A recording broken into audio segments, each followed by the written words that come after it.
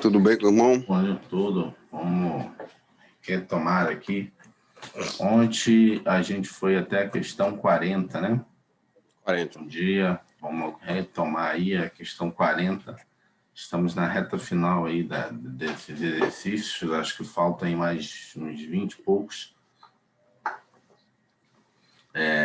CESP 2016, Polícia Civil, delegado. Tá vários concursos aí da Polícia Civil abertos esse ano, né? Tá. Não é? Eu vi Polícia Civil do RN da onde DF, também? Pará e RN. Mas, mas vai sair aí o edital do Paraná também. Da Polícia do Paraná, parece. Então vai ficar 4 Paraná, editais. da PC Paraná? Vai ficar uns 4 editais aí, de agente e delegado.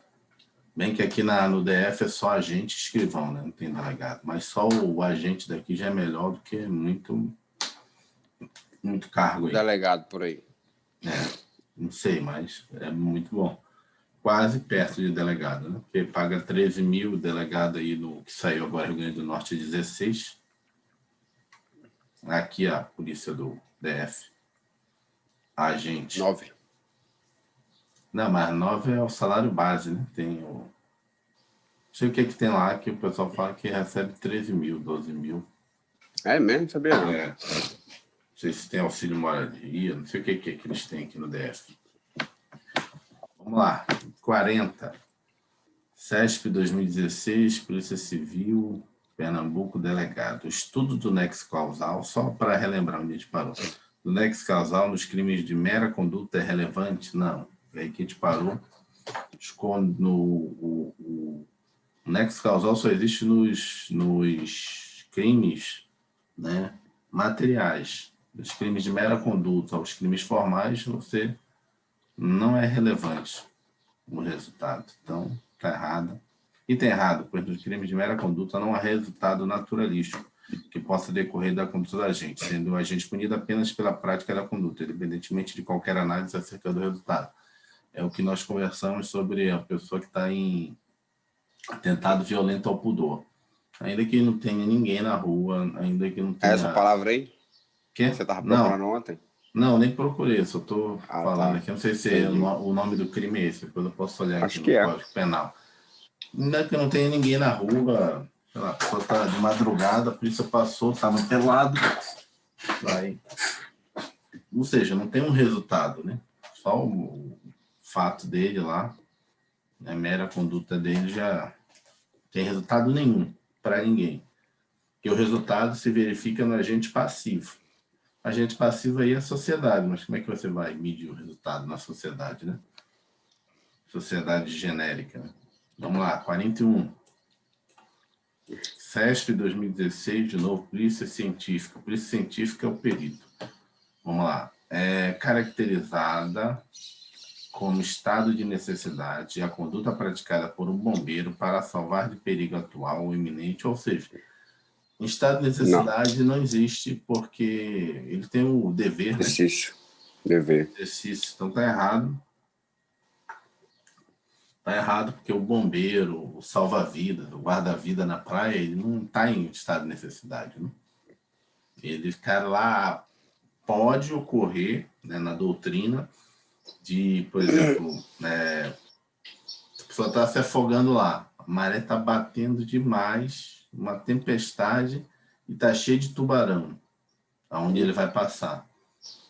E depois ele pode alegar, né, vamos dizer assim, um extremo obstáculo para não ter, né, salvado a pessoa, para não responder por crime omissivo, né, homicídio impróprio. E aí ele pode até conseguir, né, porque a lei, quando ela diz estado de necessidade, ela não quer que você, quer dizer, que você não está nesse estado de necessidade, o agente, mas também não impõe que você cometa um ato de risco, né? Bombeiro entrar na casa que já está desabando só porque, né, tem uma pessoa lá. Não estou dizendo que não é importante a vida da pessoa, que ele não vai botar em risco, extremo risco, né? Não é risco, extremo risco a vida dele em prol, né, da pessoa. Assim, não estou dizendo que ele não possa, mas assim, a lei não exige dele isso, né? Agora, numa situação normal de ocorrência, ele vai ter que entrar na água, o guarda-vida vai ter que entrar na água para salvar a pessoa, o bombeiro vai ter que entrar na casa. E tem errado, o bombeiro tem um dever legal de enfrentar o perigo, de forma que não pode invocar o estado de necessidade, em termos do artigo 24, parágrafo 1º do Código Penal. 42.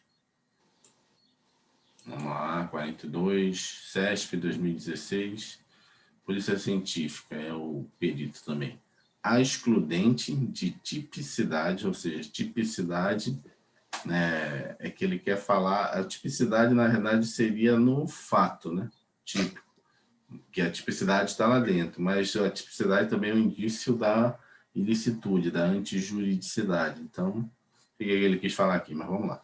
Em caso de estado de necessidade, legítima defesa, exercício regular do direito, estrito cumprimento legal. Isso é errado, pois nesse caso temos exclusão de ilicitude, não da tipicidade, nos termos do artigo 23. Então, tipicidade, aí ele queria falar que é exclusão do fato típico. Então, isso daí, na verdade, é exclusão da ilicitude. Poderia gerar uma certa, né, imbróglio aí, porque tipicidade também tem, né, a ver com a ilicitude, mas está errado. Correta é ilicitude ou antijuridicidade. Ilicitude ou antijuridicidade. E aí, em vez de tipicidade, tivesse a excludente de antijuridicidade, no Brasil a gente entende que é a mesma coisa que ilicitude, como a gente leu. Em outros países, ilicitude é uma coisa, antijuridicidade é outra. Entendeu? Então, a ilicitude em outros países é mais restrita, a antijuridicidade é maior. Entendeu? A ilicitude é o cara já é fato típico e já é ilícito, ou seja, é um ilícito, é um crime. A antijuridicidade é inicialmente, em tese, você contrariou o direito, mas a gente não sabe ainda se é crime. Mas no Brasil isso é sinônimo, né? Sinônimo. Antijuridicidade e ilicitude, né? Uma das componentes, um dos elementos do crime. Vamos lá, 43. É o André Stefan que explica bem isso. Vamos lá. CESP 2016, Tribunal de Contas de Santa Catarina, Auditor Fiscal de Controle Externo. Caracteriza-se o dolo eventual. O dolo eventual é aquele que, né, você não tinha a intenção direta sobre aquela situação de cometer em relação a uma pessoa ou uma determinada situação, que é também chamado de dolo indireto, porque você não tem diretamente o dolo em relação àquilo. No caso de um caçador que, confiando em sua habilidade de atirador, dispara contra a caça, mas atinge um companheiro que se encontra próximo ao animal que ele desejava abater. Item errado. Vamos lá, vamos analisar. Vou voltar na questão. Vamos lá. Caracteriza-se o dolo eventual, né? No caso de um caçador que, confiando em sua habilidade, aqui que ele está matando a questão, entendeu? Confiando em sua habilidade de atirador. Que na questão, para deixar o dolo eventual, a pessoa tem que dizer a si mesma, tem que dizer a seguinte situação: assumir o risco. Entendeu? A frase que vai vir para você matar a questão de dolo eventual é assumir o risco. Entendeu? Quando você assume o risco, eu vou matar João, mas ele está no meio de uma... Como é que é? Lá em Belém chama de patota, no meio de um bocado de gente ali. Patota. Eu assumo o risco de que posso eventualmente matar outra pessoa, né? Ferir outra pessoa. Eu assumi o risco. Nesse caso aqui, ele confiou na habilidade dele.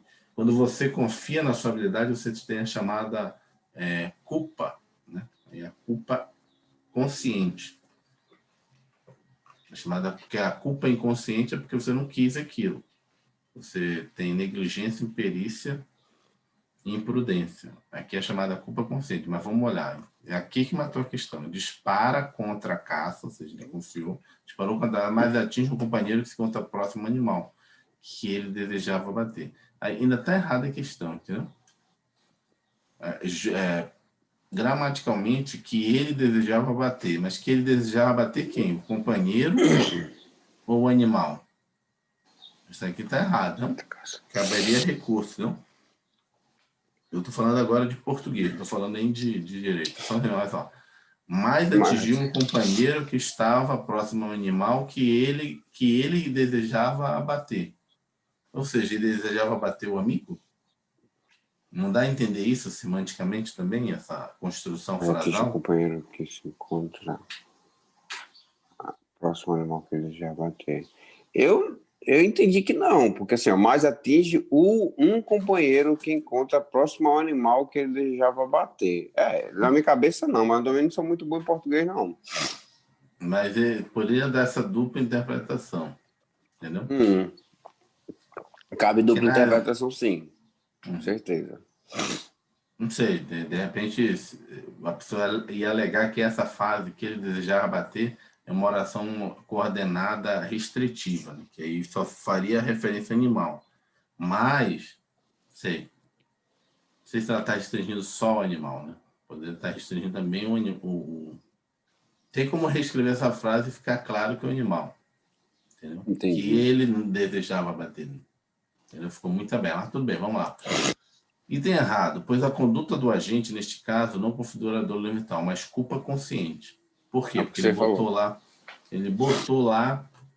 Quando é que por exemplo, no do trânsito, por exemplo, no do trânsito ocorre muito isso, né? Por exemplo, nos acidentes de trânsito. Então, vamos lá. O que é o dolo eventual, assim, que tentam imputar hoje já, né? O Ministério Público, delegado de polícia, essas coisas, do dolo eventual no acidente de trânsito. O cara encheu a cara. Encheu a cara.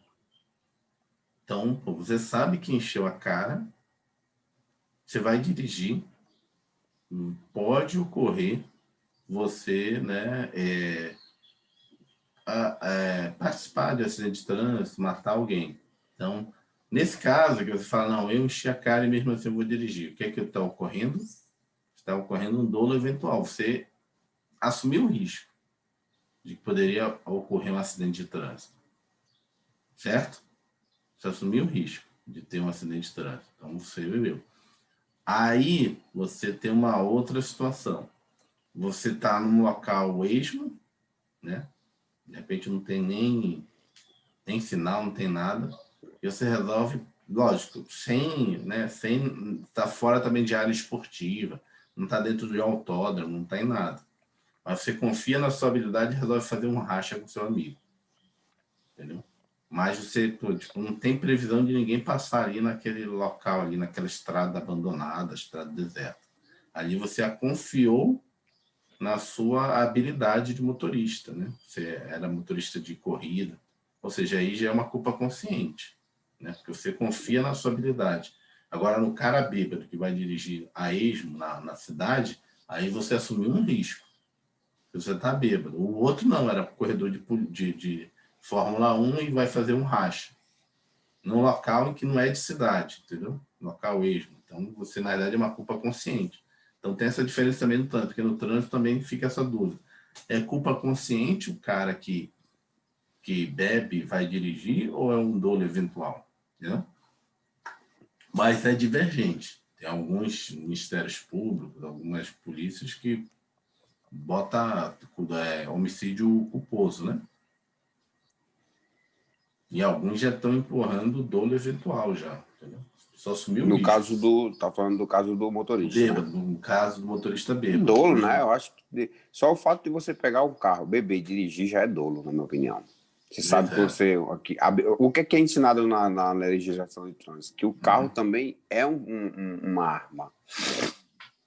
Então, se você pega aquela arma para dirigir sem condições, para mim é dolo, 100%. Lógico que tem alguns locais que o cara bota crime culposo, né? Porque assim, a pessoa não tinha intenção de matar ninguém. Né?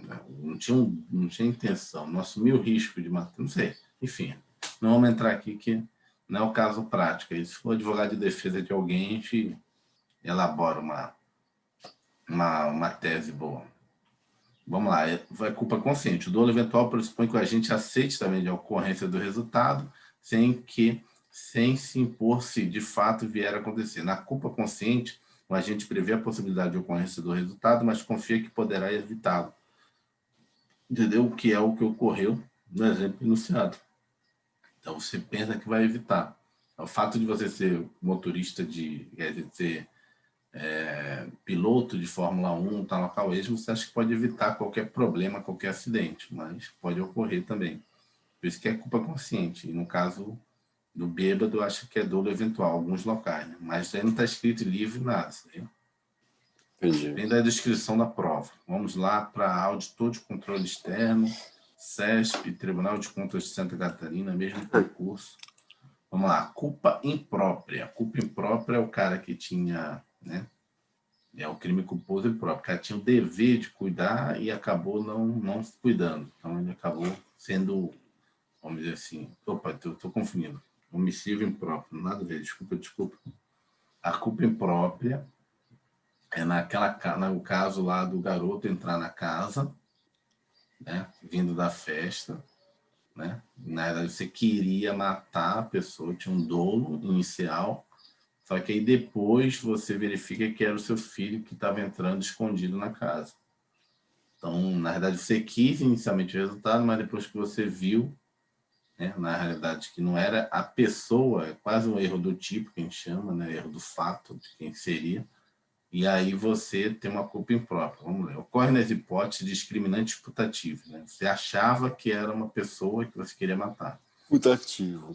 E em que o agente, em virtude de erro, quer dizer, evitável pelas circunstâncias, dá causa dolosamente a um resultado, mas responde como se tivesse praticado um delito culposo. Então é o caso lá do garoto que entrou. Mas tem alguns casos, está no próprio Código Penal, né? Você pode até nem ser punido, porque tipo assim, um abalo emocional do crime é tão grande que o juiz dispensa a pena, entendeu? Ou seja, é tão problemático, isso ocorre muito. Na minha infância ocorreu isso. Um irmão matou outro irmão lá no meu bairro, lá na minha quebrada, e aí foi processado tudo, aquela coisa toda. No final, o juiz não deu a pena para ele. Porque o abalo foi tão grande para a família, era só 2 irmãos. Moravam só eles com a mãe, não tinha um pai. Uma briga dentro de casa, um pegou uma faca lá de pão, né? Aquelas facas lá de cortar pão, e furou o outro e pegou no pulmão. E ele deu hemorragia e morreu. E aí o juiz não quis, né, assim, que rolou na época que a gente era moleque, adolescente, que o juiz não ia deixar o único filho, a mulher já era velha, o único filho ainda preso para cuidar da velha. Ela tinha umas doenças também, a tia lá. Esqueci o nome dela agora.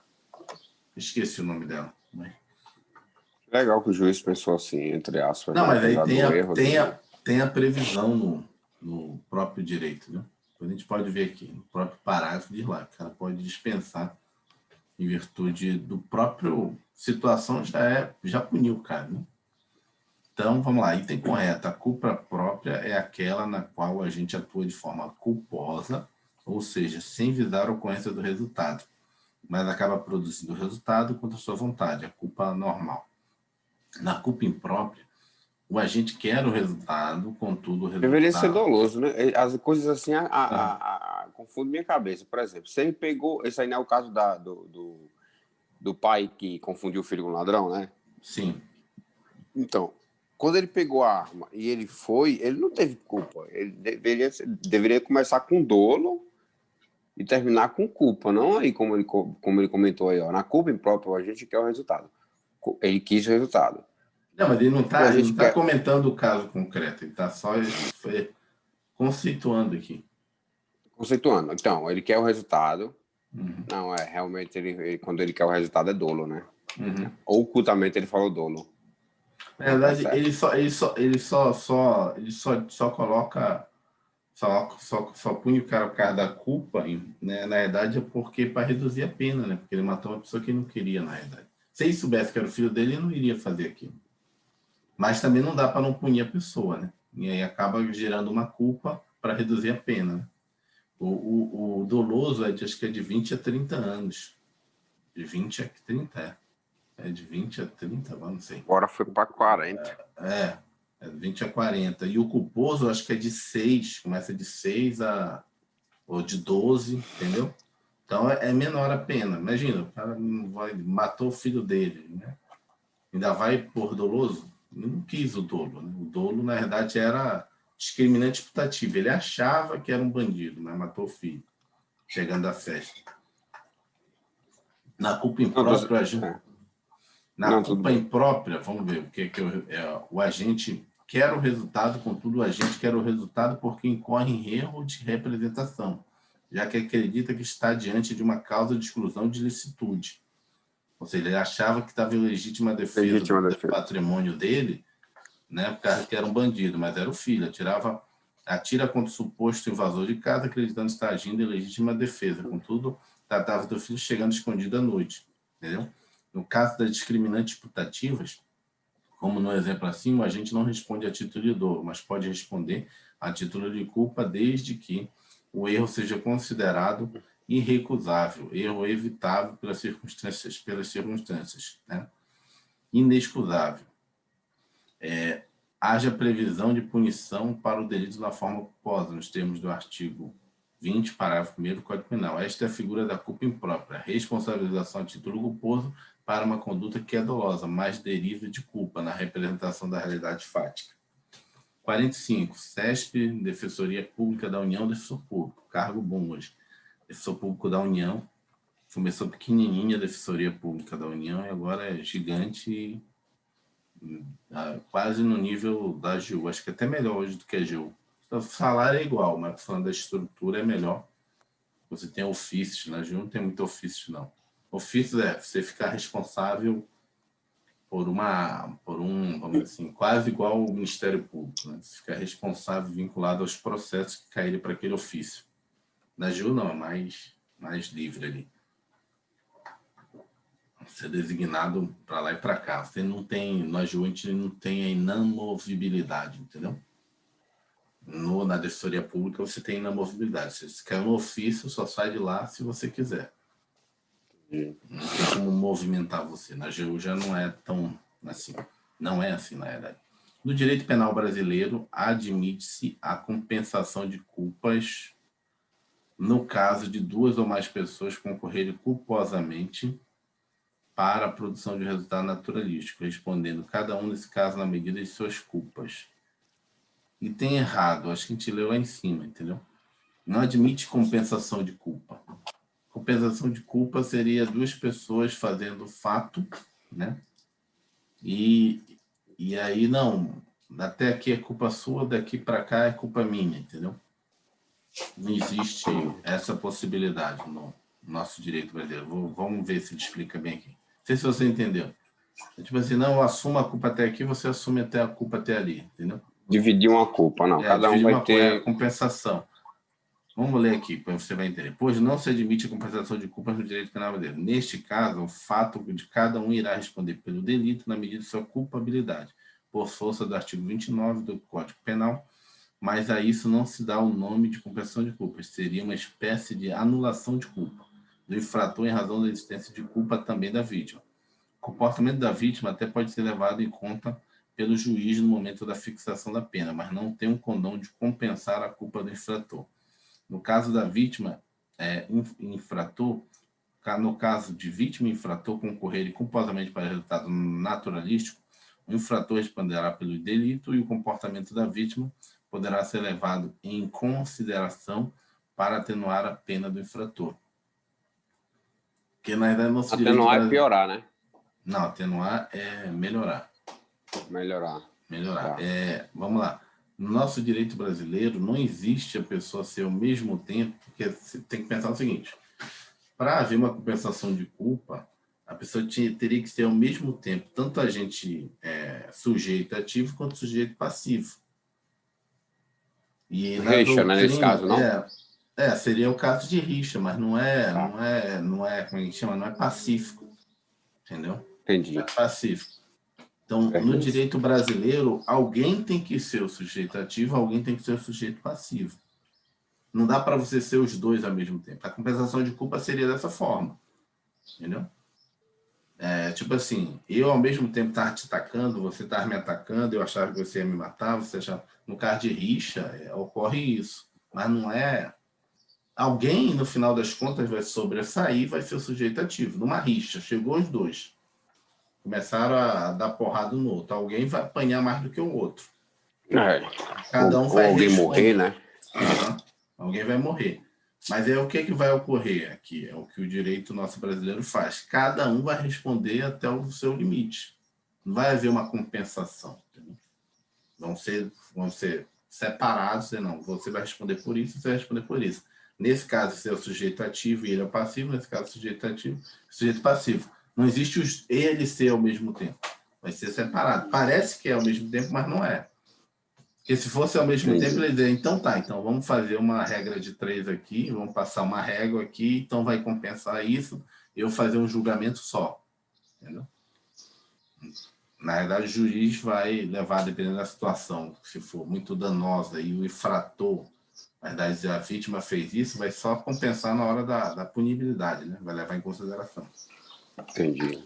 Vamos lá, de novo, DPU, defensor público. Deixa eu marcar aqui.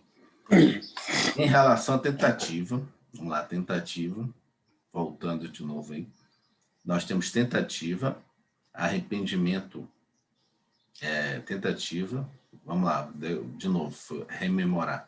Nós temos a tentativa, desistência voluntária, arrependimento eficaz e arrependimento posterior. Vamos na tentativa. São os 4 casos, né? Durante a execução você pode desistir, ou depois da execução. Em relação à tentativa, adota-se no Código Penal teoria subjetiva, salvo na hipótese do crime de evasão mediante violência contra a pessoa. Lembra que a gente adota a teoria objetiva? Você lembra o que é a teoria objetiva e a subjetiva? Consegue explicar?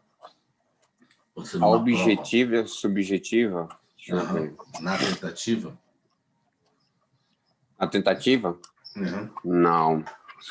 Na tentativa, não, na verdade não. Vamos lá. A teoria, vamos rememorar. A teoria subjetiva seria o seguinte. O cara tentou matar alguém, né? Vai lá, disparou todos os tiros, jogou esse cara numa mata onde não passa ninguém. Só que, por milagre, passou alguém e salvou essa pessoa. Ela iria morrer, estava com 5 tiros, né, totalmente debilitada, numa estrada 10 quilômetros dentro da mata, e passou alguém, por coincidência, salvou essa pessoa. Na teoria subjetiva, esse cara foi tão ruim, que eu vou punir ele por homicídio. Mas a pessoa não morreu. Não, mas ele vai punir por homicídio, porque ele queria, só não conseguiu matar. Ele só não conseguiu matar, porque passou por milagre, mas eles deixou, e teve a audácia de deixar onde provavelmente não passaria ninguém há um século, mas justamente passou ali pelo milagre do cara ali. Mas, como a gente usa a teoria objetiva é o seguinte, é o resultado. Teve o resultado, o objetivo. Vou punir por tentativa. Cara, mas por que tu vai punir um cara desse por tentativa? É injusto. Esse cara quis matar, só não conseguiu o resultado porque, por milagre, passou alguém e salvou o cara. Mas não interessa. Porque eu não analiso subjetivamente, vamos dizer assim, a vontade do sujeito ativo. Eu analiso objetivamente o fato, o resultado. Qual foi o resultado? Matou ou não matou? O que é que o tipo penal fala? Matar. Matou? Não. Então, não posso punir ele. Então, teoria objetiva, você leva em consideração o antecedente e o resultado. O ato, o fato, né, a conduta, né, o fato típico e o resultado. É teoria objetiva. Na teoria subjetiva, eu levo em consideração só o fato típico. Tipo assim, só a conduta do agente. Entendeu? Então, para você entender é o seguinte, teoria objetiva, eu levo em consideração o antecedente e o consequente. Que é o fato típico e o resultado. Né? O resultado final. Na teoria subjetiva, eu levo em consideração só o antecedente, só o sujeito. O subjetivo é o sujeito, eu levo em consideração só o sujeito, a intenção dele. A intenção dele era matar. Então, eu vou punir ele por crime, por homicídio doloso. Mas ele não matou, não interessa. Aqui é a teoria subjetiva. Entendeu? Tem algum lugar que adota essa teoria subjetiva? Teria que procurar aí na internet para ver se algum país... Mas o Brasil é objetivo. Então, objetivamente, o resultado foi, por exemplo, vamos supor que teve violência grave, tentativa de homicídio, e pode ir somando aí, né, e ver a mais... Ah, não, somar não pode, né? Tem que ver a mais... Tá entendendo? Nesse caso aí vai responder só por tentativa, né? No caso do que é a descrição. Ele fala o seguinte: Entendi. em relação à tentativa, adota-se no Código Penal a teoria subjetiva? Não, a teoria objetiva. Porque senão você não teria tentativa também, né? Com a teoria subjetiva fica meio difícil ter tentativa. Porque só o fato de você fazer, você já sei a sua intenção. Então você já pune pelo crime. No Brasil, não, vejo o resultado. Então, se você não concluiu o resultado, é porque você tentou. Não conseguiu. Então, está errado o item. Vamos lá. Item errado. O Código Penal adotou a teoria objetiva para a determinação da punibilidade de crime tentado, ou seja, levou em consideração as consequências do delito e, portanto, fixou a pena do crime tentado em patamar sempre inferior ao crime consumado. Disse o crime. Parágrafo único, artigo 14. Salvo exposição contrária, pune-se a tentativa com pena correspondente ao crime consumado, diminuída de 1 a 2/3. Como se vê, porém, o próprio parágrafo único do artigo 10 cita a possibilidade de exceções, que é o que ocorre nos crimes, no caso dos crimes tentados, em relação aos quais se aplica a tentativa a mesma pena prevista para o crime consumado. Ou seja, na teoria objetiva, na teoria subjetiva, é como se você fosse punir, por exemplo, no caso, quando você usa a mesma pena, onde a lei diz que a pena do crime tentado é a mesma do crime consumado, é como se você estivesse utilizando a teoria subjetiva, né? Só pelo fato de você tentar, você já responde pelo crime, porque aí eu estou pegando a teoria subjetiva e dizendo, ó, a sua conduta me interessa mais do que o resultado, né? A sua intenção eu vou punir da mesma forma que se você tivesse cometido o crime, entendeu? Aí é a teoria subjetiva. Então, de certa forma, a gente adota aqui como exceção, aonde a lei fala que o crime tentado recebe a mesma pena do crime consumado, entendeu? Mas a regra é teoria objetiva. Vamos lá. Deixa eu grifar aqui. Configura-se a desistência voluntária. Lembra da desistência voluntária? Eu lembro, desistência voluntária é aquela que o agente está ali com o seu revólver e ele, por algum motivo, ele pode executar com 5 tiros a pessoa e ele dá 2 ali e desiste. Ok. E vai lá. Eu não sei se isso aqui tem que prestar socorro. Não, prestar socorro é o Não. próximo conceito. É o arrependimento eficaz. E ele vai corresponder só pelos atos cometidos, sem redução de 1 a 2/3, 100. Vai responder pelo crime que ele cometeu até o momento, né? Isso. O que tem redução é só a tentativa e a desistência, e a arrependimento eficaz. É o último, posterior, né? Posterior. É o último, seria o último, é posterior. Vamos lá. Configura-se a desistência voluntária, ainda que não tenha partido espontaneamente do agente a ideia de abandonar o propósito criminoso, com o resultado de deixar de prosseguir na execução do crime. Correto, né? Ainda que seja alguém que chegou e falou, não, deixa eu parar lá, para com isso, entendeu? E a pessoa para, entendeu? Essa aqui é pegadinha, isso aqui, na verdade, sim. A pessoa com essa frase aqui voluntária, ainda que não tenha partido espontaneamente do agente. Ia deixar na dúvida mesmo. Aí o cara diz, pô, mas aí a diferença é justamente essa. Tentativa, na realidade, é a pessoa que interviu não deixou você continuar. Aqui você está dizendo que a ideia não partiu dela, entendeu? Então foi dar a entender que a pessoa foi coagida por outra pessoa a parar, né? Mas ela que parou porque quis. Branda. Assim. Ela poderia caber um recurso aqui, mas na verdade é uma pegadinha, não um recurso. Aqui. Eu acho que aqui não caberia recurso. Porque tem que ficar claro que você parou porque você quis, entendeu? Ainda que a ideia venha de outro. Acontece isso no ato criminoso, né? Tipo, a pessoa vai fazer uma merda e o outro fala, não faz isso, não mata, entendeu? Não, vou matar. Não mata, deixa aí. Já demos porrada nele. Então, item correto. A desistência voluntária, prevista no artigo 15, pressupõe apenas que o agente pudesse prosseguir na execução e tenha desistido dela, não ocasionando o resultado. Independentemente de ter desistido por iniciativa própria, por ter aderido ao conselho de alguém, até da própria vítima. A própria vítima pode ter convencido ele a não, né, continuar. No que concerne a lei penal no tempo, vai voltar lá no começo, lá na primeira aula. A lei penal no tempo, tentativa, crimes... não, então só botou a lei penal no tempo, mas arrependimento posterior e crime possível de julgo. Considera-se tentativa incruenta. O que é tentativa incruenta? Tem a cruenta e a incruenta. Tentativa incruenta é o cara que tentou, né, mas não chegou até o final. Como assim? Eu tinha 5 balas no revólver, dei 2 tiros, apareceu o policial. Vazei. Deixei o cara atirado com 2 tiros. Tentativa cruenta. Eu tinha 5 projéteis, né, na pistola, 5, né, munição na pistola, descarreguei as 5, deixei o cara lá na estrada abandonado. Mas alguém salvou ele. A tentativa cruenta. Não foi assim, eu fiz o que eu tinha que fazer, mas mesmo assim o cara não morreu, só tentei. Usou de todos os recursos, né? Todos os recursos. Então, essa é a diferença. Então, continuando a questão.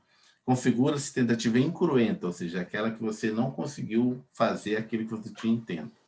No caso do agente não conseguir atingir a pessoa ou a coisa contra a qual deveria recair sua conduta. Então, para mim está correto, né? Botou correto aqui. Ou seja, você atirou, não atingiu, né? Não acertou a pessoa. Então, não conseguiu atingir a pessoa, a coisa contra a qual você deveria recair a conduta. Então, você não conseguiu. Entendeu? Mas você tentou, mas não conseguiu. Não é o arrependimento. Você tentou e não conseguiu. Atirou, não sabia atirar, mas você vai responder pelo... Porque essa aqui é incruenta, entendeu? Você não conseguiu fazer o que você queria, mas você tentou. Item correto, pois esta é a perfeita definição de tentativa cruenta, ou branca, pela doutrina. Em contramão, a tentativa cruenta ou vermelha, que é aquela na qual a coisa ou pessoa visando chegar a atingir, embora não haja consumação do crime. Vamos lá, CESP, 2015, Tribunal Regional Eleitoral de Goiás, Analista Judiciária, Tribunal Regional Eleitoral é bom demais também. Em especial de Brasília. De Brasília é o que menos trabalha, né? Que só trabalha de 4 em 4 anos. Que não tem eleição municipal. Que não tem eleição municipal aqui. Não tem eleição municipal aqui. Aí fica só no órgão lá. Não, tô brincando. Mas é porque assim, todos os tribunais... Trabalha mais, né? Todos os tribunais regionais eleitorais, eles fiscalizam as eleições nos estados, né? Fazem toda a estrutura, toda a organização. Só que as eleições são de 2 em 2 anos, né? Próxima eleição é deputado federal, deputado estadual, senador e presidente, certo? E aí depois volta de novo para vereadores e prefeitos, certo? Só que aqui em Brasília você não tem essa eleição de vereador e prefeito, a gente não se divide em municípios. Então o TRE do DF não organiza eleição de 2 em 2 anos, só organiza eleição de 4 em 4 anos. Porque aqui só existe eleição para deputado distrital, federal, senador e presidente. Entendeu porque eu brinquei? Porque, por exemplo, não teve eleição agora, né? Agora em novembro, nos estados, aqui no DF não teve. Não teve. Entendeu? Porque eu falo TRDF é melhor. No que concerne a lei penal no tempo, tentativa, crimes homicídios, arrependimento posterior e crime possível, vamos lá. De acordo com a teoria subjetiva, aqui, voltando, subjetivo eu analiso o agente, independente do resultado. Aquele que se utilizar, só ação. Aquele que utilizar de uma arma de fogo, de brinquedo, para ceifar a vida de outrem, mediante disparos, não logrando êxito em seu desiderato, responderá pelo delito de tentativa de homicídio. Correto. Errado. Não, correto? Tá correto, Por quê? Qual é a teoria? Subjetiva. Sim. Eu analiso só a sua intenção. Não analiso se você tinha ou não condição de fazer a coisa. Ah, Eu entendi. analiso o Caraca, seu... essa foi pesada para mim, na minha opinião. Pois é, mas Difícil de... você analisa o coração da pessoa. O que estava no seu coração? Queria matar ela. Mas era uma arma de brinquedo, não interessa. Eu estou analisando a sua intenção. Eu vou punir a sua intenção. Eu puno a intenção da pessoa, não o resultado. Ah, Por isso, agora que eu tô a ficha, por isso que é mais justo você utilizar a teoria objetiva. objetivo. Em alguns casos, a objetiva vai parecer injusta, né? Vai dizer, pô, o cara deixou o cara lá no mato, ia morrer, mas por milagre, Até tá...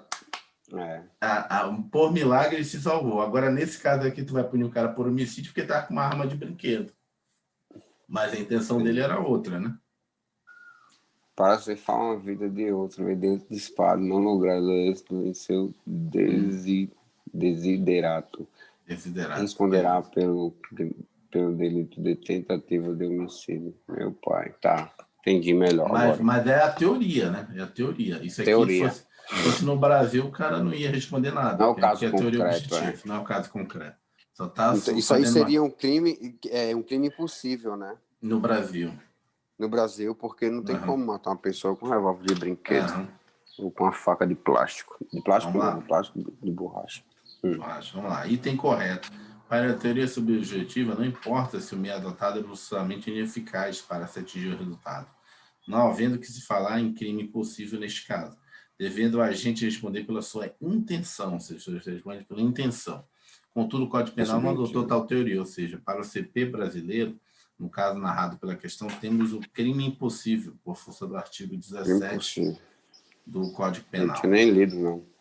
Vamos lá. 50.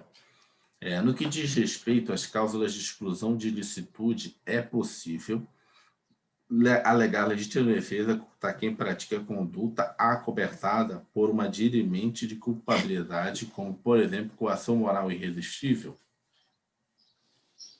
Peraí, só mais uma vez. No que diz respeito a causas de exclusão de ilicitude, é possível alegar legítima defesa com quem pratica conduta Contra quem? encoberta contra quem pratica conduta encoberta por um dirimente de culpabilidade, como, por exemplo, coação moral irresistível. Entendeu? Vamos lá. Uma coação moral irresistível. Uma coação moral irresistível. A pessoa vai lá e fala, olha, se você não for lá e matar tal pessoa, eu vou matar o seu filho.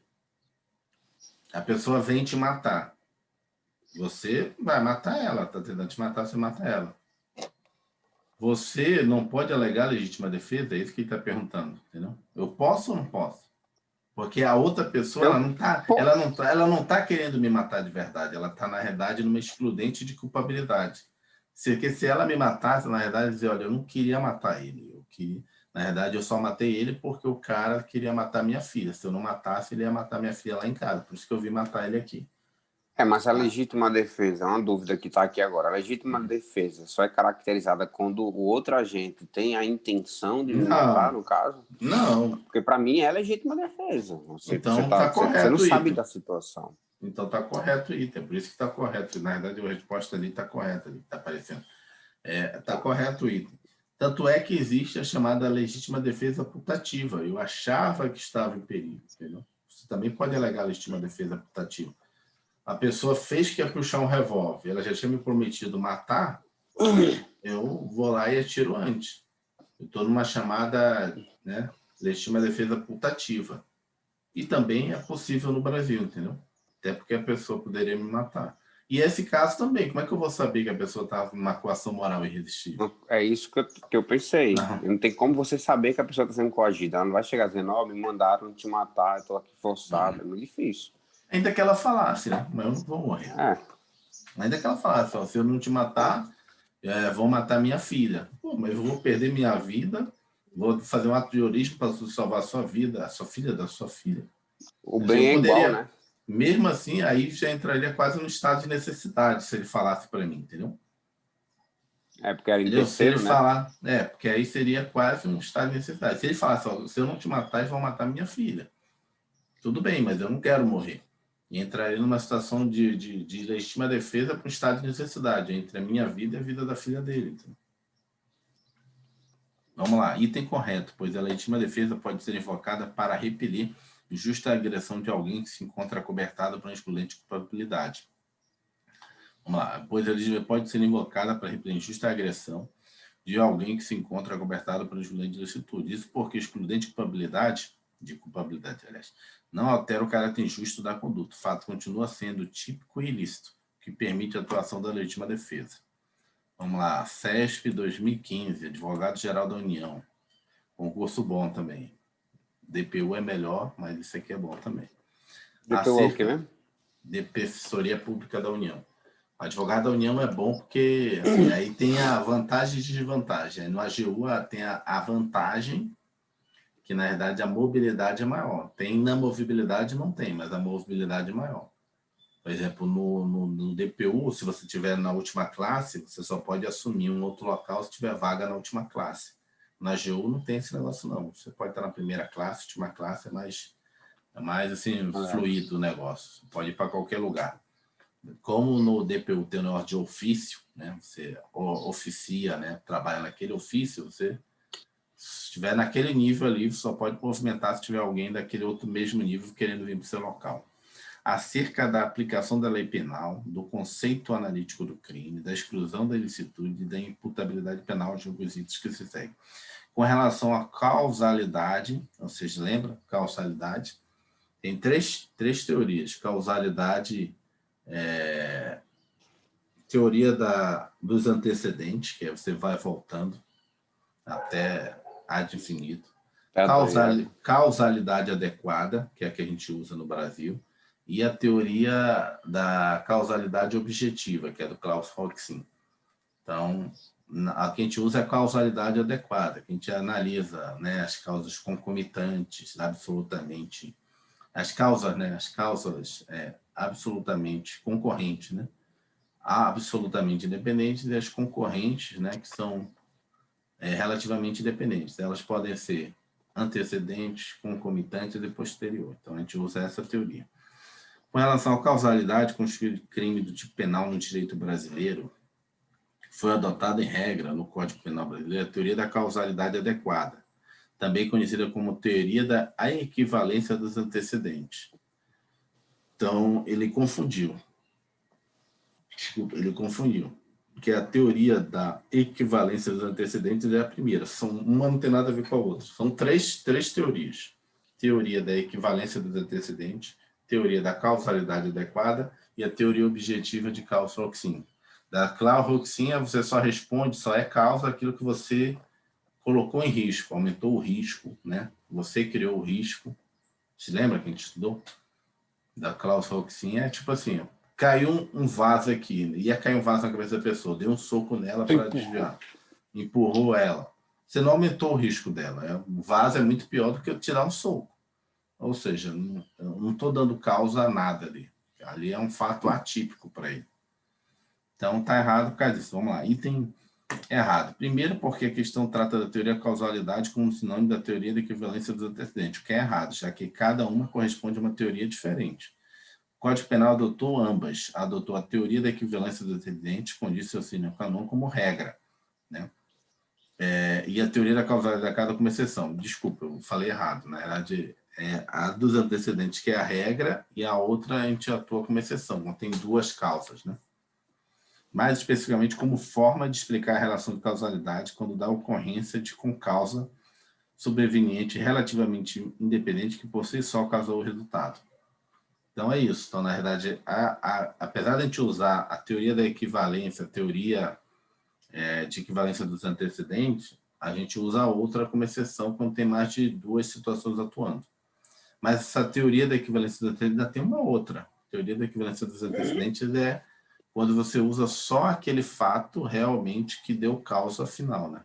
Você vai voltando, mas você só atua naquele fato. Qual seria a outra? Vamos voltar aqui rapidamente, para a gente não atrasar.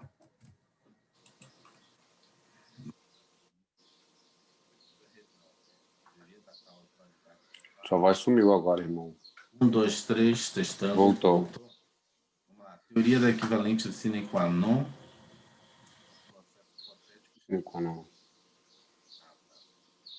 De novo, a voz sumiu. Correria, voltou? Voltou. Na hora que eu falei, voltou todas as duas vezes. Na verdade, utiliza a teoria dos equivalentes antecedentes, mas o processo de Turing. Vamos lá. Para esta teoria, considerada a causa do crime, toda conduta sem a qual o resultado não teria ocorrido. Assim, para saber se uma conduta ou não é causa do crime, devemos retirá-lo do curso dos acontecimentos e ver se ainda assim o crime ocorreria. Processo hipotético de Turing. Então, são só as três mesmo. Vamos lá, voltar. Opa, já estamos no final. Vamos. Aqui. Então, item errado, 52. Vamos lá. CESP, advogado da União de novo. Acerca da lei penal, do conceito analítico do crime, da exclusão da ilicitude e da imputabilidade penal, julgo os itens que se seguem. O direito penal brasileiro não admite a punição de atos meramente preparatórios anteriores à fase executória de um crime, uma vez que a criminalização dos anteriores à execução do delito é violação ao princípio da lesibilidade.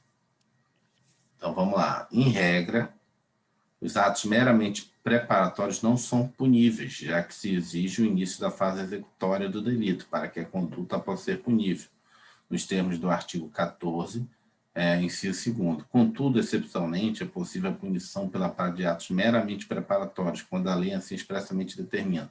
O agente que é punido por possuir material para falsificação de moeda. Trata-se de um ato preparatório para o crime de moeda falsa, mas que já é considerado como punível pela lei penal, os termos do artigo 291 do Código Penal. Nesse caso aí, que ele não pode alegar que vai fazer dinheiro de brincadeira, mas, por exemplo, o ato de comprar uma faca, você tem um intuito, subjetivamente você comprou aquela faca para matar alguém. Só que ninguém pode dizer que você vai matar alguém, porque você pode usar uma faca para fazer qualquer coisa, mas eu acho que é um caso bem isolado isso aí, né? Mas é quando a lei diz que isso é ato preparatório e você vai punir ele, entendeu? Você não pune ninguém. Nesse caso específico, né? Porque assim, não tem como você estar fazendo outra coisa, se preparar para outra coisa. Né?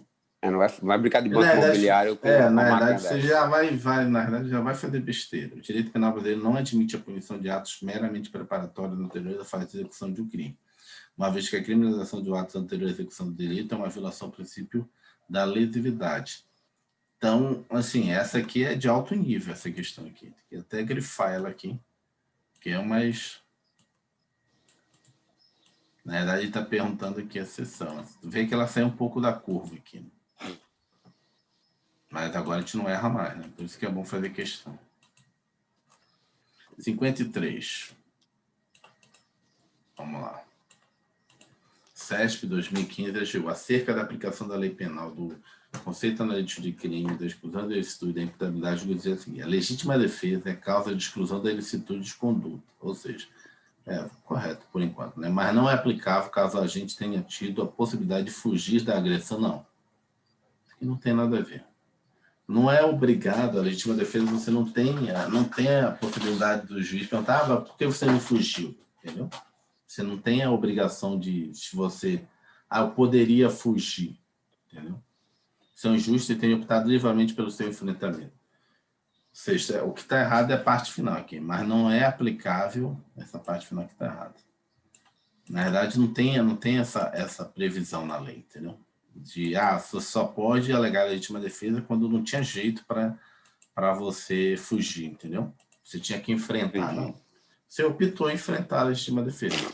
Errado, pois na legítima defesa não é necessariamente que o agente estivesse impossibilitado de fugir. A legítima defesa poderá ser realizada mesmo que o agente, aquele que repita, possa fugir da agressão, mas opte enfrentá-la. Seria o caso de um policial apaisano que não está de serviço e resolver se fosse embora. Sim, você poderia ir embora. Por que você foi lá e matou o bandido? Tipo, porque eu quis. É legítima defesa. Eu quis defender a vida dos outros. Eu vi o cara lá assaltando todo mundo com uma arma na mão. Poderia atirar em alguém e atirei nele, né, por trás. Aí você provavelmente tiraria a legítima defesa a excludente desse policial apaisando, entendeu? Porque ele estava lá fora do bar, poderia ter ido embora, que ele poderia fugir, mas ele veio, porque ele não está de serviço, ele está apaisando, ele é um cidadão comum. Ele resolveu vir para dentro do bar e atuar. Mas o policial, mesmo que ele esteja paisando, ele não tem essa obrigação, não, né? Aqui. Não, Não, né? Subjetivo. Tem nenhum tipo de juramento, não, né? Não, só serviço. Logicamente que tem outras regras também, né? Militar, outras situações também não pode alegar. Assim, tem o regulamento disciplinar, tem várias situações. No caso do militar das Forças Armadas, tem o Estatuto dos Militares. Assim, apaisando, você não pode fazer determinados atos, senão, mesmo assim, prejudica a imagem da corporação, e mesmo assim você vai ser punido. Tem algumas situações assim, entendeu? Então, por exemplo, em tese, o militar não pode ficar se embriagando à vontade, tal, não sei o quê, porque, em tese, mas eu estou paisando, posso fazer besteira? Não. A partir do momento que você é militar, tem um regulamento, o Estatuto dos Militares. Pode dar causa a certas situações. Mas aí tem que ver dos militares, né, da Polícia Militar, se teria alguma coisa nesse sentido. Mas, em tese, se o policial fosse embora, ninguém iria atrás dele. Tinha um policial que fugiu. A Polícia Civil do Belém também é superior, né? Aham. CESP, CESP 2013. Agente e delegado. Delegado é direito. CESP 2013. Polícia Federal, delegado de polícia. Segundo a teoria causal, ou seja, o dolo causalista é conhecido como dolo normativo, pelo fato de existir nesse dolo, juntamente com os elementos volitivos e cognitivos considerados psicológicos, elementos de natureza normativa, real, potencial, consciência sobre ilicitude. Essa aqui também é de alto nível, né? Tu vê que ela muda um pouco o texto. Vamos lá. Segundo a teoria causal, eu não vou voltar agora, mas pode voltar lá. A teoria tem várias teorias para o dolo, né? Você tem... Vamos voltar lá para você relembrar, porque aí eu relembro também. Cadê as teorias? Eu acho que é na outra apostila, sabia? Teoria. Será? É. Causabilidade. É porque você tem o... Eu acho que é esse aqui, crime doloso. Aqui, ó. Os tipos de teoria aqui, ó. Vamos lá, o finalismo de Hans Helse, né? Que dolo e culpa são elementos subjetivos, foram transportados da culpabilidade para o fato típico. Assim, a conduta no finalismo não é mais apenas objetiva, sinônimo de ação humana, mas sim a ação humana dirigida a um fim lícito. Ou seja, aqui a gente usa o finalismo. Cadê? Eu acho que lá no outro ele explicava mais. Porque a gente existe 3 teorias deixa eu ver se está mais aqui embaixo. Não, aqui ele já vai falando direto. Então, a teoria do Hans Helse é do finalismo, porque na verdade é o seguinte, existe a teoria, né, eu não me lembro o outro autor, só o fato de você fazer sem tiver intenção ou não intenção, é na outra apostila. Você teria vamos dizer assim, a conduta. Deixa eu ver se está aqui no começo. Ou seja, o fato de você, cara, a gente leu isso, será que não foi essa aqui, não? Não é aqui, não? Não. Deixa eu voltar aqui um pouquinho. Conduta. Cadê? Não tem, não? Cadê? Tem que ter aqui. Eu queria lembrar o nome. Eu sei explicar o conceito, agora não estou lembrando o nome. Aqui, tá aqui, encontramos. Vamos lá. São 3 teorias. Causal naturalística. O que é causal naturalística? Eu te empurrei e você deu uma cotovelada numa pessoa. Você cometeu uma conduta, um fato típico. Não, mas não foi minha intenção, foi você que me empurrou. Não interessa. Ou você deu um susto. Deu um susto, brincando, você deu um susto, a pessoa deu uma cotovelada na cabeça. Essa é a teoria causal naturalística.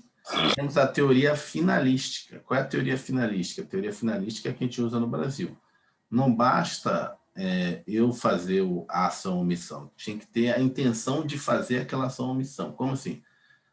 Não basta, tipo assim, eu tenho que, tipo assim, estar no carro com a vontade de dirigir. Eu matei alguém, mas eu queria dirigir. Eu não queria matar alguém, mas eu queria ter aquela ação ou omissão de dirigir. Entendeu? É isso. Eu fui coagido fisicamente a dirigir. Aí é diferente. Aí você não tem a conduta, porque você não está com aquela finalidade de dirigir. Alguém te coagiu. Né? Pode ser uma coação moral irresistível ou uma coação física para você fazer um ato. E aí, no nosso caso, se tiver alguma coisa que não seja você que tenha querendo, ou seja, não tem aquela finalidade que você queria, você também está numa situação que você não tem o fato, a conduta. E tem a teoria social, que a gente não utiliza, que teoria social seria o seguinte: a pessoa só cometeria se aquilo fosse também socialmente, né, vamos dizer assim, contrário, que ele fala assim, teoria social, conduta e ação humana, aqui, ó, conduta e ação humana voluntária que é dotada de alguma relevância social, entendeu? Há críticas a esta teoria, pois a relevância social não seria um elemento estruturante da conduta, mas uma qualidade que esta poderia ou não possuir. Assim, a conduta que não fosse socialmente relevante continuaria sendo conduta. E não aumentou muito, não entrou muito. Então, são 3 teorias: causal naturalística, finalística e teoria social. Vamos lá. Voltar aqui. A gente vai conseguir acabar hoje? Não, quantas? 63, né? 68. Deixa eu ver aqui. 68, a gente está aqui. Volta aqui. A gente tem que parar de conversar, vamos ser mais rápido. Segundo a teoria causal, o dolo causalista. Lembra a teoria causal? A teoria causal é aquela que deu a cotovelada, né? Então, a teoria causal, o dolo causalista é conhecido como dolo normativo, pelo fato de existir nesse dolo, juntamente com os elementos volitivos e cognitivos, considerados psicológicos, elementos de natureza normativa, real, potencial da consciência sobre o situde do fato. Isso correto. A teoria finalística, mas aqui é causalista. De real se trouxe o dolo da probabilidade para o fato típico, transformando-o em dolo natural, compreendendo apenas elementos de vontade e consciência do fato, e deixando os elementos normativos potencial consciência da ilicitude na culpabilidade. A teoria causal, antes adotada pela maioria da doutrina, entendida que o dolo se situava na culpabilidade, é exatamente por isso que congregava os elementos volitivos, cognitivos e normativos do dolo. Vamos lá, essa aqui é de alto nível. Segundo a teoria causal, o dolo causalista é conhecido como dolo normativo, pelo fato de existir nesse dolo, juntamente com os elementos volitivos e cognitivos, considerados psicológicos, elementos de natureza normativa, real, potencial, consciência da ilicitude. Agora entendi. Ok. Vamos lá, tentar explicar rapidamente aqui. É o seguinte: antes, quando eu utilizava a teoria causalista, o dolo e a culpa estavam na culpabilidade. Então, só existia dolo se você tivesse também plena consciência da ilicitude. Entendeu? Tivesse plena consciência. Ou seja, além de você querer fazer aquilo, você também tinha que ter noção de que aquilo é ilícito. Entendeu? Com a teoria, e aí por isso que isso está correto. Com a teoria que a gente usa hoje, não é assim. O dolo está no fato típico. Ele, na realidade, só queria fazer a ação. Você não sabe se é ou não, né, ilícito aquilo. Isso só vai saber se é culpável ou não depois. Eu queria matar. Se não tinha noção psicológica se aquilo é ilícito ou não. Eu sei que é ilícito matar uma pessoa, mas, né, para você ter uma noção, o dolo está na intenção da ação, não no potencial de ilicitude daquilo. É isso que ele está explicando aqui. Então, o que ele quer explicar nessa questão? Na teoria causal, que é a primeira, o dolo causalista, ou seja, aquele dolo natural, é conhecido como dolo normativo. Por que normativo? Pelo fato de existir nesse dolo, juntamente com os elementos volitivos, ou seja, de vontade e de intenção cognitivos, considerados psicológicos, elementos de natureza normativa, ou seja, real, potencial, consciência da ilicitude. Ou seja, quando a gente usava a causalidade, o dolo e a culpa, ela estava na culpabilidade. Porque eu tinha que ter noção de que aquilo era culpável, de que aquilo poderia me trazer uma pena. Na teoria finalística, eu trouxe ele para o fato típico, tanto é que a gente está estudando aqui, no fato típico. A gente não está estudando na culpabilidade o dolo e a culpa. Então, o dolo é só a intenção de fazer aquilo. Eu não sei o potencial de ilicitude daquilo, entendeu? Não sei, entendeu? Eu só quero fazer, por isso que ele está explicando. Essa aqui é de alto nível. Vamos lá, tá? Vou aí, tá botando umas difíceis aqui. Vamos lá. Considera-se que João, maior e capaz, após ser agredido fisicamente por um desconhecido, também maior e capaz, comece a bater moderadamente na cabeça do agressor com guarda-chuvas e continue desferindo nele vários golpes, mesmo estando o desconhecido desacordado. Nessa situação hipotética, João incorre em excesso intensivo. Lembrando que tem o excesso intensivo e o excesso extensivo. O intensivo seria, assim, desproporcional. O cara vem com uma faca e eu vou com uma metralhadora. É intensivo, ou seja, um excesso intensivo. Eu estou desproporcional. Excesso extensivo é imobilizei a pessoa e mesmo assim continuei chutando ela. Ou seja, eu estendi o meu excesso, entendeu? Tem dois tipos de excesso. O intensivo, que seria a proporcionalidade do que eu reajo, e o outro é o tempo que eu reajo. É o delegado da Polícia Civil 2013. Então, o item está errado, pois, neste caso, temos chamado de excesso extensivo. Ele continuou batendo. Com o que ele estava batendo era adequado, entendeu? Um guarda-chuva, mas ele continuou batendo. Então, ele se excedeu extensivamente. O intensivo é a desproporcionalidade, entendeu? O cara vem com uma faca, eu vou com uma metralhadora. Agora, o cara vem com uma faca, eu vou com um 38, né? E aí eu consigo desarmar ele, tirar a faca dele. Mesmo assim, dou um tiro nele, aí também seria, para mim, um excesso extensivo, entendeu? Porque, na verdade, já tinha desarmado ele, não precisava mais atirar nele, entendeu? Então, estendi o negócio. Agora o cara veio caminhando na minha direção com uma faca. Eu metralhei ele. Aí foi um excesso intensivo. Né? Intensivo, eu tenho que lembrar que a desproporcionalidade no meio pelo qual a pessoa está agredindo ali, né? A faca para um fuzil, por exemplo. E extensivo é a questão da quantidade de vezes, né? Como é que eu posso dizer? Da quantidade, né? Continua ali batendo, mesmo que seja com uma coisa mais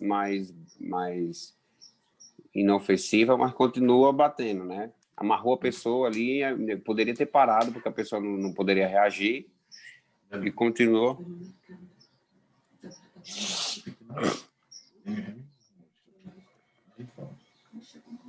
Ele tem que nadar.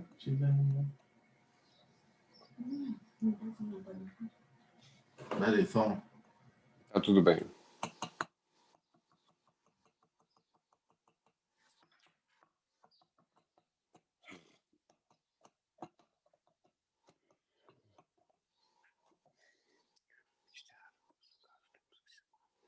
Excesso extensivo.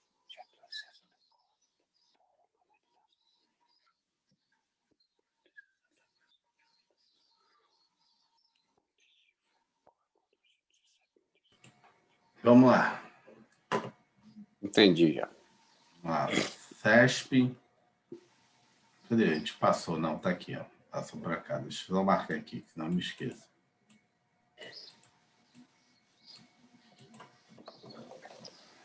Vamos lá, essa daqui. CESP 2013, delegado de Polícia Civil, mesma coisa. Ocorre legítima defesa sucessiva na hipótese de legítima defesa real contra a legítima defesa putativa. Caraca, essa aí também é de alto nível. Daí foi complicando, né? O que é legítima defesa sucessiva? Legítima defesa sucessiva é o seguinte: eu venho, né? Eu venho, sei lá, bater em você, né? Vim aqui dar uma porrada em você, soco, certo? E aí você vem e, cara, eu não vou deixar você me bater, não. Eu só vim fazer uma agressão física em você. E aí o que acontece? Você vem e puxa uma faca. Aí, opa, vai me matar. Eu vinha só brigar com ele. Agora ele veio para me matar, veio tirar minha vida.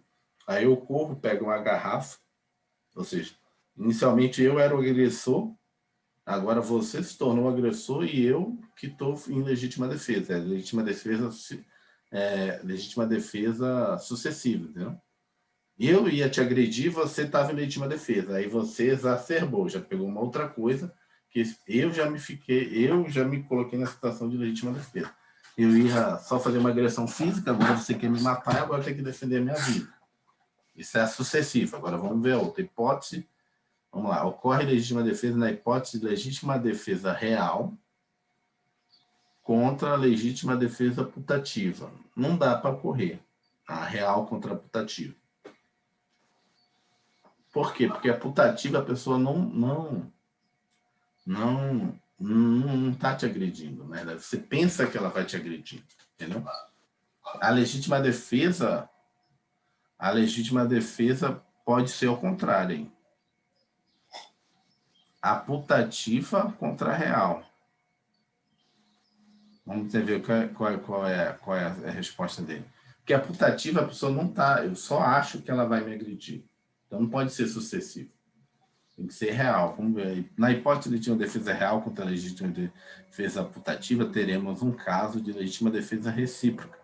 A legítima defesa sucessiva ocorre quando há excesso por parte daquele que primeiro age em legítima defesa, autorizando a agressão inicial a também se valer da legítima defesa. Foi isso que ele respondeu, mas na verdade o que ele quer botar aqui da Polícia Federal? É isso aqui que eu expliquei, né? Alguém está em legítima defesa, excede, aí eu tento me defender do excesso dele. Aí eu já passo a legítima defesa. Mas ele está falando assim, ó, na hipótese de legítima defesa real contra legítima defesa putativa. Não dá o sucessivo na legítima defesa real, porque é a seguinte situação. Legítima defesa real seria o seguinte, realmente a pessoa vai me agredir. Entendeu? Só que eu não posso, numa legítima defesa putativa, ter o excesso. Como é que ele vai exceder se é uma legítima defesa putativa? Entendeu? O que é putativa? A pessoa não me agrediu. Eu achei que ela ia me agredir. Por isso eu já me fiz. Eu achei que ela ia me matar. Eu achei que ela ia puxar um revólver, certo? Eu achei que ela ia me puxar um revólver. Então eu resolvi entrar em legítima defesa. Mas é uma legítima defesa putativa. Entendeu? Vamos tentar entender aqui. Essa parte final que eu não estou entendendo porque legítima defesa real contra uma legítima... Não tem como. Porque na putativa a pessoa não vai reagir. A pessoa não vai... Legítima defesa putativa... Sei não, essa aqui eu vou deixar em suspenso. Eu acho que para mim estaria até certo. Depende de eu pegar a prova original. Não entendi direito. Não. Que aí poderia ocorrer. O que é que poderia ocorrer? Olha só. O que, não sei se era isso. Não sei se está invertida a ordem das frases ali. Vamos supor o seguinte. Eu falei que iria te matar, certo? Falei, vou matar, sim, vou te matar. Cheguei no local e você tá lá. E aí eu vou na sua direção. Aí você, como eu tinha falado que eu ia te matar, e eu estou indo na sua direção, mas não, só queria conversar com você. Aí você acha, opa, não, o Ed vai me matar. Vou me defender aqui, fazer legítima defesa. Puxa uma faca. Ou seja, você está numa legítima defesa putativa, certo? Porque eu estou indo, mas você achava que eu ia te matar. Isso. Certo? E aí você vem para cima de mim. Aí, opa, agora eu estou numa legítima defesa real. Você realmente está com a faca. Entendeu? Não seria sucessiva, não? Uma vez que você... Ah, não, você só tinha me ameaçado, né? É isso que ele está explicando aqui. Se isso ocorre em legítima defesa sucessiva. Os conceitos se mesclam. É que ele está perguntando, isso seria uma legítima defesa sucessiva? Sim ou não? É isso que ele está perguntando. Ah, entendi. Ocorre legítima sucessiva. É isso que ele quer dizer. Entendi agora. Calma aí. Entendeu? Ocorre legítima defesa sucessiva, ou seja, aquela que você começa como agressor, aí o cara vai e vem desproporcional, né? Aí se torna sucessivo. Beleza. Aí ele está perguntando se nessa hipótese ocorre de estar uma legítima defesa putativa, ou seja, eu pensei que você ia me agredir, eu comecei a te agredir, mas você não tinha nada na mão. E aí já ficou desproporcional. Você já está desproporcional, mas era putativo. E agora eu estou numa legítima defesa real, se isso é sucessivo. Pois é, mas aqui em tese seria correto. Na hipótese de legítima defesa real contra uma legítima defesa putativa. Não. Sabe por quê? Ah, Porque a sucessiva tem que ter esses três pilares, vamos dizer. A primeira pessoa vem me agredir com a mão, por exemplo. Eu vou, para ser sucessivo, eu vou minha legítima defesa, só que aí eu passo a revidar a agressão com a mão, vamos dizer, física, com a faca. Aí ele vai, pega lá a garrafa. Então, isso teria que ter essas três pilastras, né? Uma agressão mais branda, correspondida por uma agressão mais vamos dizer assim, com algum objeto para matar, e essa segunda pessoa, que é a primeira pessoa, também pegar algo proporcional à minha agressão. Isso seria sucessivo. Nesse caso aqui, não é, porque, ocorre legítima defesa sucessiva, porque na hipótese de defesa real, que a pessoa realmente respondendo a injusta agressão, contra a putativa. Não, a putativa a pessoa apenas está pensando, ela não tomou ação de pegar uma faca, entendeu? Então não há, porque ele não pegou o objeto para responder de acordo com, entendeu? entendi. Por ser putativo, ele só pensou, ele disse, não, o cara vai ver, como você mesmo colocou o exemplo, o cara vem na direção, você, por exemplo, aquela pessoa que vem na direção, ela vem com algo na mão, mas essa pessoa, a outra pessoa estava pensando, então não seria sucessivo, porque ela não estaria ali, a questão não falou que a outra pessoa pegou algo, entendeu? Eu entendi ela assim. Vamos deixar em suspenso, mas eu entendi o entendimento. Mas dessa também é outra de alto nível, né? Foi difícil Na mesmo. hora Aí da eu não prova. entendi. Se tu não tivesse me explicado no começo, eu não teria entendido nada. Eu vim entender depois que tu explicou. Vamos lá. 57. No que se refere aos crimes culposos e à confissão. Para a caracterização do crime culposo, a culpa consciente se equipara à culpa inconsciente ou comum. Vamos lá. É porque, na verdade, sim, a culpa, essa classificação de crime culposo, culpa consciente ou culpa inconsciente, é só para fim de classificação. No que diz respeito à legislação penal, é culpa. Vai responder como crime culposo. É isso que ele quer dizer aqui. Para a caracterização de crime culposo, a culpa consciente se equipara à culpa inconsciente ou comum. O IT está correto, tanto na hipótese do agente prever o resultado não querido, culpa consciente, quanto na hipótese do agente não prever o resultado não querido, culpa inconsciente, já estará caracterizado como crime culposo, bastando que esse resultado possa, ao menos, ser previsível. Ou seja, exige que ele seja previsível, mas não tenha sido, no caso, efetivamente previsto. Defensor público. O que é isso? Que, na verdade, assim, a classificação de culpa consciente ou culpa inconsciente é só para fins, não estou dizendo didáticos, mas assim, na lei não existe. Se o cara teve a culpa inconsciente, ele vai receber menos pena do que o cara que teve a culpa consciente, entendeu? É isso que ele quer dizer. Culpa. Culpa é culpa. Tipo isso. Culpa. Mas aí tem essa caracterização, de repente, até para Até para fins da sociedade, né? Para dizer realmente, ele foi cruel porque ele teve, né? Aquele dolo, aquela culpa, né? Vamos lá. MPU, acerca dos institutos do direito penal brasileiro, em relação às excludentes de ilicitude.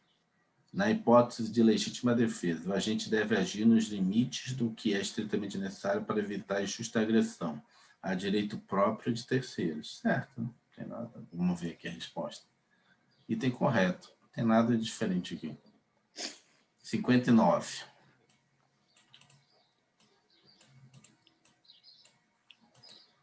Com base no direito penal brasileiro, julgo os itens a seguir. Considere a situação hipotética. Júlio, com a intenção de matar Maria, disparou tiros de revólver em sua direção. Socorrida, Maria foi conduzida com vida à ambulância ao hospital. Entretanto, no trajeto, o veículo foi abalroado pelo caminhão de José, que ultrapassaram o sinal vermelho, tendo Maria falecido em razão do acidente. Nessa situação hipotética, Júlio deverá responder por tentativa de homicídio e José por homicídio culposo. E aí? Certo? Acho que sim, né? É um caso de Ele não teve relação. Com causa relativamente independente, com causa relativamente independente subsequente. É o caso clássico, né? Vamos lá, rapidamente. No caso de Júlio, deverá responder por homicídio tentado ou tentativa de homicídio, pois há uma concausa sobreveniente relativamente independente, mas que por si só produz resultados, fazendo com que o resultado não possa ser atribuído a Júlio. Vejamos.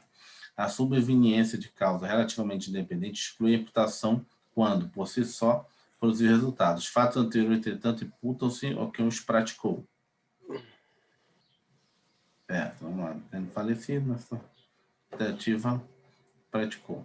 Por sua vez, responderá por homicídio culposo. Muitos candidatos levantaram a hipótese de José responder por homicídio doloso por dolo eventual. No entanto, para que pudéssemos afirmar categoricamente que José agiu como dolo eventual, a questão deixaria claro que ele agiu sem se importar com a ocorrência do eventual resultado, porque não se presume, até porque a ocorrência do resultado seria danosa para o próprio José, na medida que ele teria graves prejuízos financeiros com a reforma desse caminhão. Inclusive, colocaria sua própria vida em risco, de forma que é muito mais fácil querer que José apenas mais imbecil e prudente que caracterize apenas como crime culposo. Porque o pessoal queria botar o sinal vermelho como dolo eventual. Entendeu? Entendi. CESP, SERPRO, analista, advocacia, né? Advogado do SERPRO.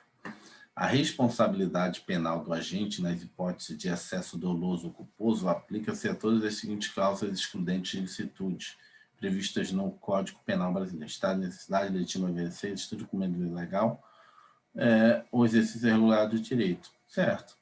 Toda vez que você se excede, numa das situações, você vai receber a punição. Isso está correto, pois o agente que excede na utilização de uma causa de estudante de ilicitude deverá responder pelo excesso, seja ele doloso ou culposo, não fazendo CP qualquer distinção entre as diversas causas de exclusão de ilicitude.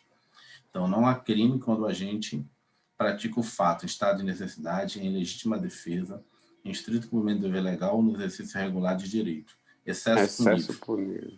O agente, em qualquer das hipóteses deste artigo, responderá pelo excesso doloso ou culposo. Grifa é só excesso. O excesso, tá. É isso que eu pedi. Vamos lá. CESP 2014. Câmara dos Deputados, consultor legislativo, área 3. Bom também, concurso top, consultor.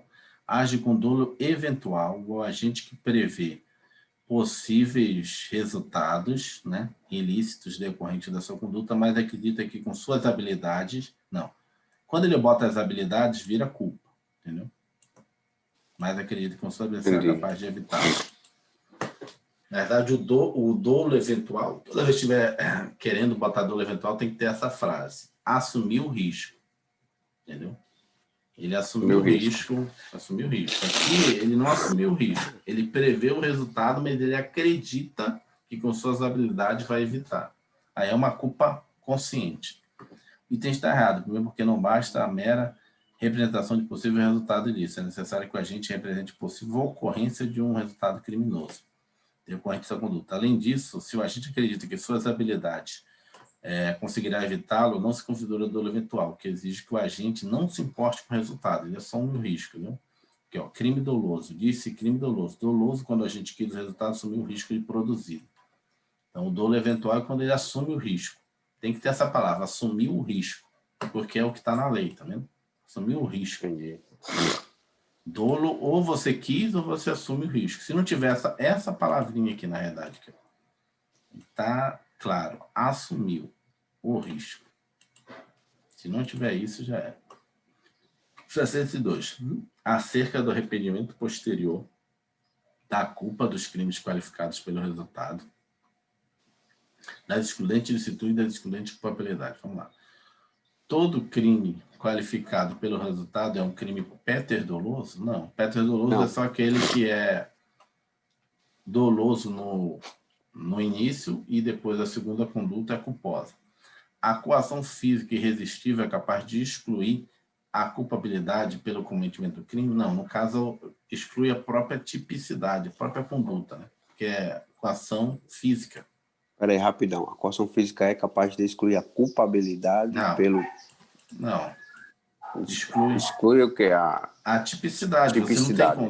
Você não tem a conduta. Você não tem a conduta. Você não tem o ato. Você não tem um ato. É um fato atípico. Né? Você não... É igual o cara que te empurrou, te assustou. Você deu uma cotovelada ali. aí é físico aquilo, entendeu? Então não é... A moral, a ação moral é na culpabilidade. Vamos lá.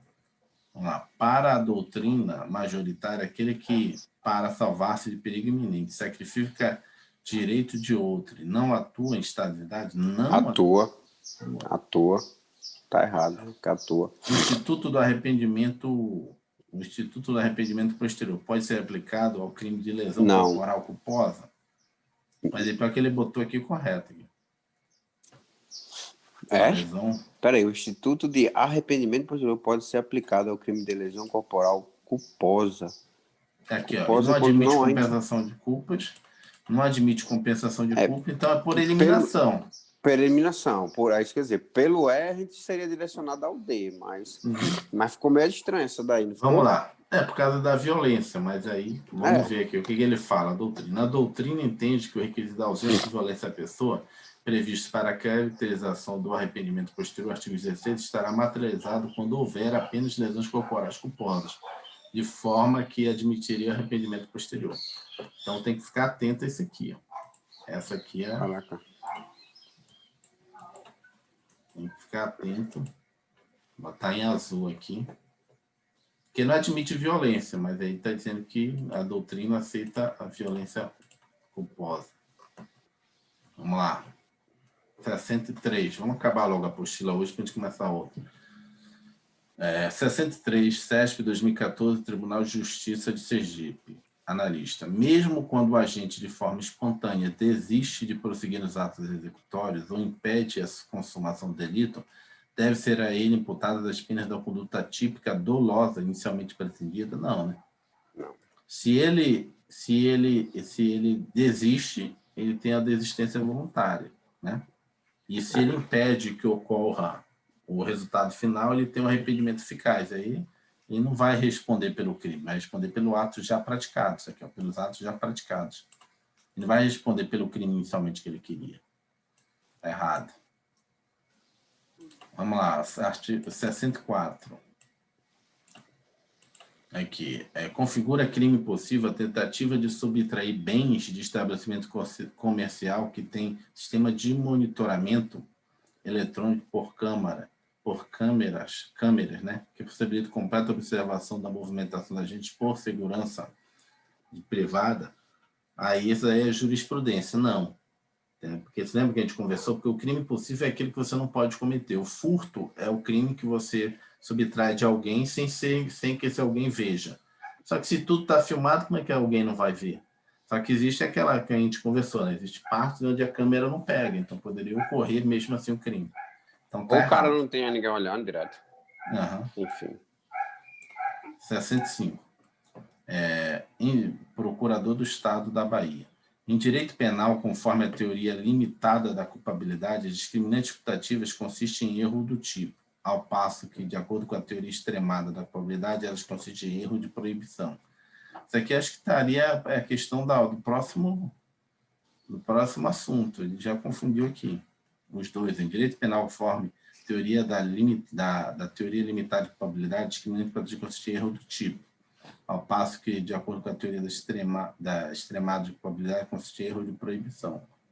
Mas vamos ler aqui, tem que estar errado. Teoria limitada da culpabilidade faz distinção entre discriminantes imputativas decorrentes de erro sobre a realidade fática, que seria um erro do tipo, né? E as discriminantes imputativas decorrentes do erro sobre o direito, que seria um erro de proibição. A teoria extremada entende que as discriminantes imputativas serão sempre erros de proibição.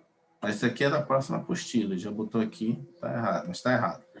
A gente pode voltar nela. Causa de exclusão da culpabilidade, e está botando já outras questões. Dever de evitar o resultado do crime omissivo. Tá. Tá vendo? Está botando, pode ser para coação moral irresistível aqui, ó. É causa de exclusão da culpabilidade. O fato é de ser praticado por meio de coação física irresistível. Isso aqui é coação física irresistível. Ilicitude. Ilicitude. Atipicidade, na realidade. Né? O fato não é atípico. 67. O dever jurídico de evitar o resultado existente no crime omissivo impróprio. Omissivo impróprio tinha o dever de agir. Deve obrigatoriamente decorrer de uma imposição legal que determine cuidado e vigilante. Não decorre de uma obrigação legal, entendeu? Direta. Por exemplo, não fala que a mãe tem que cuidar do filho na lei, mas está subentendido na sociedade que a mãe tem que cuidar do filho.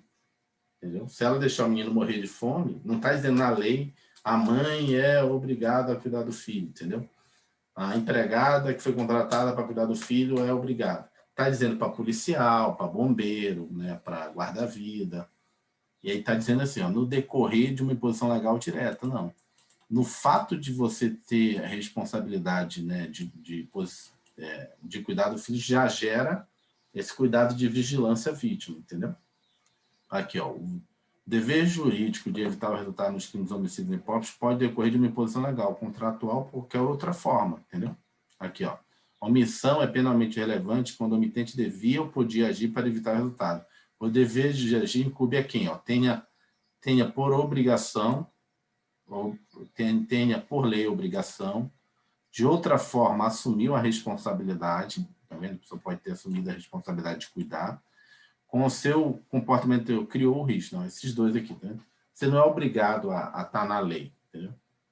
Às vezes a pessoa assumiu a responsabilidade de cuidar de uma criança. A criança vai e ocorre que nem ocorreu lá, o garoto caiu do prédio, é um crime homicídio. Caraca, eu lembrei disso, tu acredita? Não. Vamos lá, a última aqui, última questão.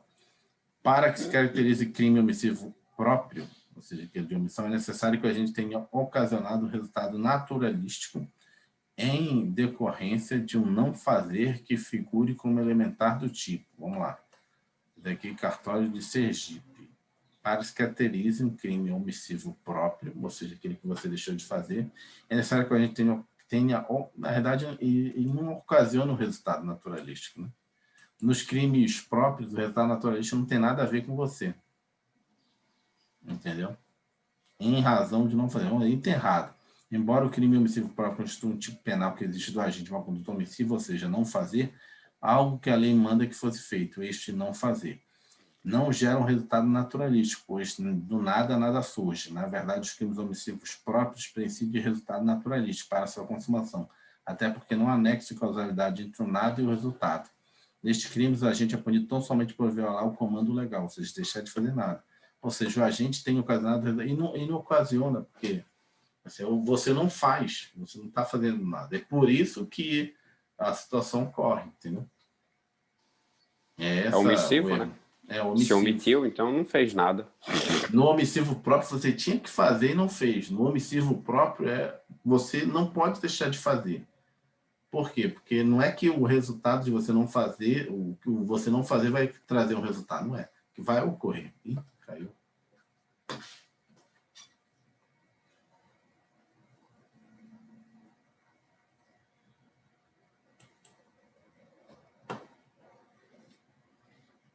Então vamos encerrar a aula de hoje.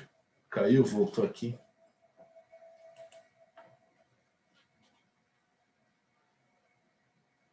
Caiu aí. Não sei o que houve, não, cara. Tá, mas já... Opa. Vamos encerrar, amanhã a gente continua na outra apostila.